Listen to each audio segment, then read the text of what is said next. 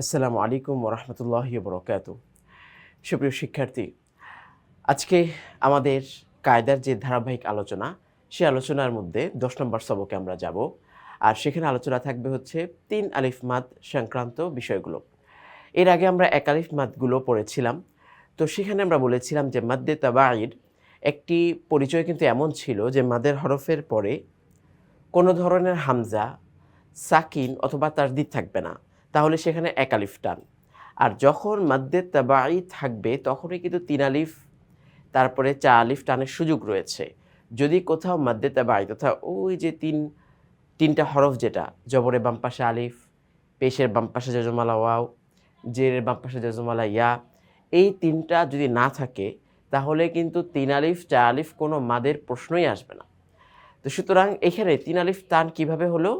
মাদের হরফের পরে হামজা থাকবে। ৪ আলিফ টান কিভাবে হবে? মাদের হরফের পরে হামজা থাকবে, নয় সাকিন থাকবে, নয় তাসদিদ থাকবে। এরকম একটা নিয়ম আমাদের সামনে উপস্থিত থাকবে।